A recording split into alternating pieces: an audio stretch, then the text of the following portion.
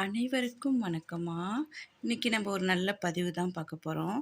தம்ப்நெயிலில் போட்டிருக்கேன், நவக்கிரகங்களுக்கு நவதானியம் பரிகாரம் செய்வதால் ஏற்படும் நன்மைகள் என்ன அப்படிங்கிறத பற்றி நம்ம பார்க்க போகிறோம்.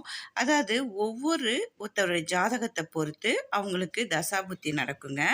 அதில் நம்ம வந்து நவக்கிரகங்களுக்கு போய் என்ன மாதிரி, அதாவது நவதானியங்கள் வச்சு படைத்தோம் அப்படின்னா நம்மளுடைய பிரச்சனைகள் தீரும் அப்படிங்கிறத பற்றி தான் பார்க்க போகிறேன். நம்மளுடைய வேண்டுதலை நம்ம வந்து இறைவன்கிட்ட செலுத்தும் போது, நம்மளுடைய குறைகளை நம்ம இறைவன்கிட்ட செலுத்தும் போது அவர் வந்து அதை நிவர்த்தி செய்வார் அப்படிங்கிற ஒரு நம்பிக்கையோடு செய்கிறோம். அதே மாதிரி தான் இந்த பதிவு. நம்பிக்கையோடு செய்கிறவங்களுக்கு தாம்மா எல்லாமே நல்லது நடக்கும் அப்படிங்கிறதுக்காக நம்பிக்கையோடு செய்யுங்க. ஃபஸ்ட்டு அதாவது நவக்கிரகத்தை போய் பார்க்கும்போது நம்ம எந்தெந்த நவக்கிரகங்களுக்கு நம்ம என்ன மாதிரி பரிகாரம் செய்ய போகிறோம் அப்படிங்கிறதுக்கு தான் பார்க்க போகிறோம். அதாவது சூரிய பகவான் வழிபாடு செய்கிறப்ப நவக்கிரகங்களின் தலைவனாக கருதப்படுறது எது அப்படின்னு சொன்னால் சூரிய பகவான் தான். அந்த சூரிய பகவானுக்கு என்ன மாதிரி நம்ம வந்து பரிகாரம் செய்யலாம், அதாவது உணவுகள் படைத்து நம்மளுடைய வேண்டுதலை வைக்கலாம் அப்படின்னு சொல்லி பார்த்தோம்னா, கோதுமை மாவால் செய்யப்பட்ட உணவு இல்லைன்னா சுண்டல், இதை வச்சு நம்ம படையல் செஞ்சோம்னா சூரியனால் ஏற்பட்ட பாதிப்புகள் நீங்கி நமக்கு எல்லாமே நல்ல விஷயங்களாக நடக்கும் அப்படிங்கிறத பற்றி பார்க்குறோம். ரெண்டாவது சந்திர பகவானுக்கு நெல் அரிசியால் செய்யப்பட்ட உணவு நம்ம வச்சு படைத்தோம் அப்படின்னா என்ன மாதிரி உணவு உங்களுக்கு செய்ய முடியுமோ அதை வச்சு செஞ்சீங்க அப்படின்னா நீண்ட ஆயுள் தரும். அதுபோக நம்மக்கிட்ட இருக்க பிரச்சனைகள் எல்லாம் தீர்ந்து போகும். இதை வந்து சந்திர பகவானுக்கு நம்ம வந்து படையல் போட போகிறோம். அடுத்து வந்து செவ்வாய் பகவானுக்கு என்ன பண்ண போகிறோன்னா துவரம்பருப்பால் செய்யப்பட்ட உணவு எதுவாக இருந்தாலும் நீங்கள் வச்சு படைக்கும்போது, அதாவது சில வீட்டில் அடிக்கடி விபத்து ஏற்படுங்க.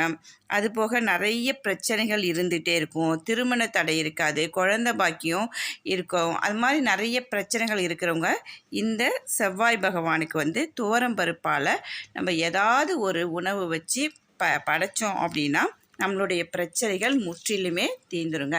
எல்லாமே நம்பிக்கை தாங்க. நம்பிக்கையோடு தாங்க நம்ம செய்ய போகிறோம்.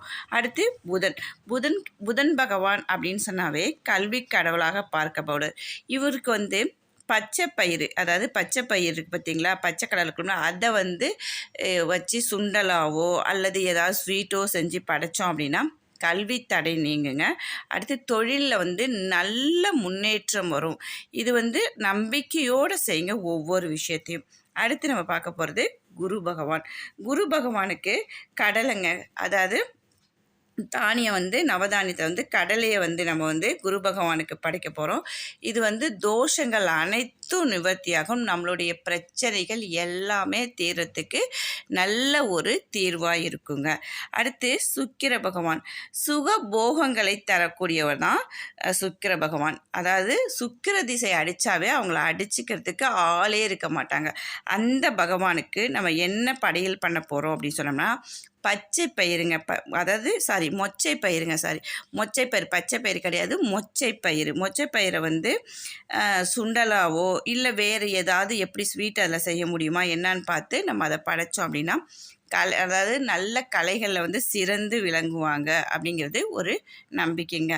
அடுத்து சனி பகவான் அப்படின்னு சொன்னாவே அவருக்கு சிறந்த ஒரு தானியம் அப்படின்னு சொல்லி பார்த்தோம்னா எள்ளு தீபம் ஏற்றி அவருக்கு நல்லெண்ணெய் ஊற்றி எள்ளு தீபம் ஏற்றி எள்ளாலான உணவுப் பொருளை வச்சு நம்ம படைத்தோம் அப்படின்னா தீராத நோய் தீரும், நீண்ட ஆயுள் விருத்தியாகும், பூர்வீக சொத்துக்கள்லாம் வந்து சேருங்க.